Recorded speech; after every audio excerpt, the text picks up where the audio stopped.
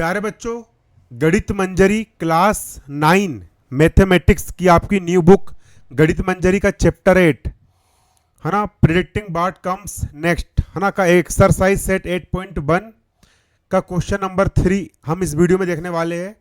चलो question number 3 क्या बोल रहा है, पहले हम क्वेश्चन नंबर 3 को बारीकी समझेंगे। क्वेश्चन नंबर 3 बोल रहा है डिटरमाइन मतलब कि चेक करके बताओ whether 97 and 172 are terms of the sequence tn equal 5n-3। यहाँ पर आपको एक यहाँ पर सीक्वेंस दिया गया है, आपको यहाँ पर एक टर्म दिया गया है, एक श्रेणी दी गई है, आपको यहाँ पर प्रोग्रेशन दिया गया है। आपको चेक करके बताना है कि क्या इस प्रोग्रेशन का 97 जो है वो इस प्रोग्रेशन का कोई टर्म है और 172 भी जो है वो इस प्रोग्रेशन का कोई टर्म है। आपको यहाँ पर चेक करके बताना है। देखो यहाँ पर जो प्रोग्रेशन दी होता है ना, हम n का मान 1 रखेंगे, n की वैल्यू 1 रखेंगे, फिर n की वैल्यू 2 रखेंगे, n की वैल्यू 3 रखेंगे, तो हमको इस प्रोग्रेशन के हमको टर्म निकलते जाते हैं। तो अब हम चेक कैसे करेंगे वो समझेंगे। सबसे पहले आपको यहाँ पर चेक करना है ना, तो देखिए यहाँ पर डालेंगे हम सॉल्यूशन, कॉपी लेकर के बैठिए।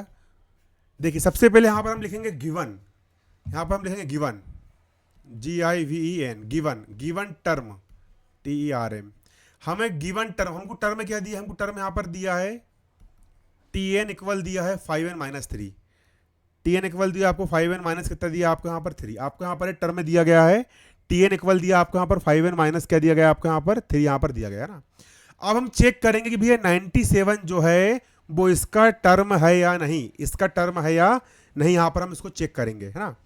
तो यहाँ पर हम क्या लिखेंगे, चेक करेंगे CHEC के, चेक मतलब हम चेक करेंगे चेक फॉर, हम क्या चेक करेंगे कि 97 चेक फॉर 97 आपको ऐसे लिखना है ना, चेक फॉर 97।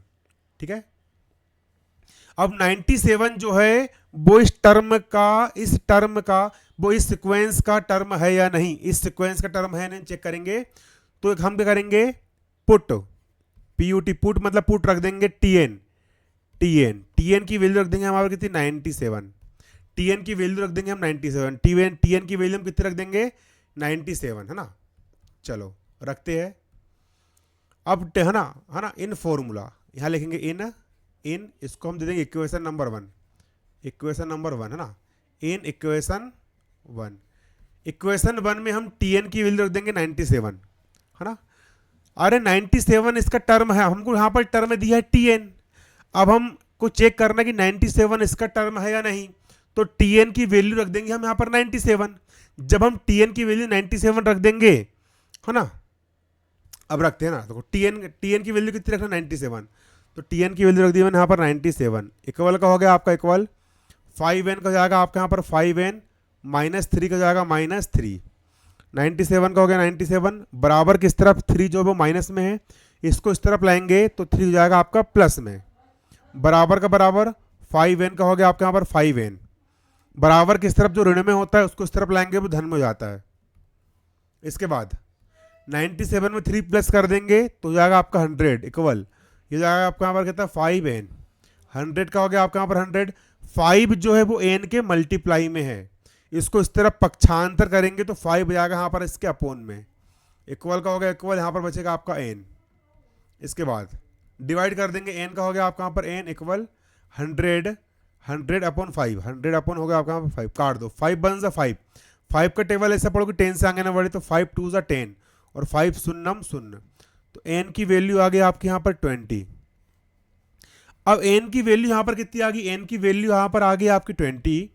इसका मतलब ये है कि 97 जो है वो 20 नंबर का टर्म है ना, इस सीक्वेंस का। ये सीक्वेंस आपको दिया है ना tn इक्वल 5n-3, इस सीक्वेंस का 97 कौन से नंबर का टर्म है 20 नंबर का यहाँ पर आपका क्या है टर्म है।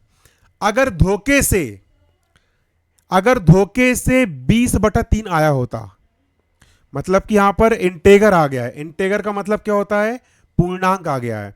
अगर यहाँ पर 20.3 आया होता या 19.2 आया होता तो पूर्णांक नहीं है, ये इंटेगर नहीं है, ये डेसिमल नंबर है और यहाँ पर ये फ्रैक्शन नंबर है। अगर फ्रैक्शन और डेसिमल आ गया होता तो 97 टर्म नहीं होता। लेकिन यहां पर आप देख सकते हो, यहां पर पूरा पूरा पूर्ण संख्या आई है, इंटेगर आया है, इंटेजर आया है। तो इंटेगर बोलो, इंटेजर बोलो, इंटेजर आया है, इसलिए यहां पर ये टर्म है। ये क्या है? टर्म है। तो आपको नीचे लिखना पड़ेगा, यहां पर पूरा पूरा क्या लिखना पड़ेगा? Since, SINC, since n equal आया आपका 20, एन की वैल्यू कितनी आई? 20 is a positive, POSITIV, positive integer, INTEGR। 20 क्या है? 20 पॉजिटिव इंटेगर है, मतलब कि धनात्मक पूर्णांक है, पूरा पूरा नंबर इंटेगर है ना, हाँ ना। तो comma 97 is a term, TRM, term of, पूरा पूरा लिखना पेपर में है ना, नोट्स में भी, द सीक्वेंस, ACQUENC, सीक्वेंस। तो 97 जो है वो सीक्वेंस का टर्म है। 97 is a term of sequence, मतलब कि जो सीक्वेंस आपको यहां पर दिया गया है, ये सीक्वेंस TN इक्वल 5n - 3, इसका 97 टर्म है। क्यों टर्म है? क्योंकि भैया यहाँ पर n की वैल्यू 20 आई है और ये पॉजिटिव इंटेगर है। ठीक है, इसको आप कॉपी में नोट कर लीजिए। अगला हमें क्या चेक करना है? अगला हमको चेक करना है 172 को हमको चेक करना है ना। अब 172 को हम चेक करेंगे ना, जैसा मैं लिख रहा हूँ एग्जाम में, आपको पूरा पूरा ऐसे लिख करके आना, तो ही नंबर मिलेंगे आपको, है ना। जब मैं आपको यहाँ पर बोर्ड में एक चीज लिखवा सकता हूँ, तो आपको अभी कॉपी लेकर के बैठिए और कॉपी में आप इसको नोट कीजिए। कॉपी में आपको समझना भी है और नोट्स भी बनाते चलना है। अगर आप कॉपी में लिखोगे नहीं तो आपको भाई भूल जाओगे, आपको नंबर नहीं मिलने वाले, इसलिए आपको नोट्स भी बनाते चलना है। वहाँ लिखेंगे हम चेक, CHECK, चेक फॉर 172। अब हमको 172 को भी चेक करना है, 172 को भी चेक करना है, तो हम करेंगे पुट कर देंगे, पुट TN की वैल्यू रख देंगे हम कितनी?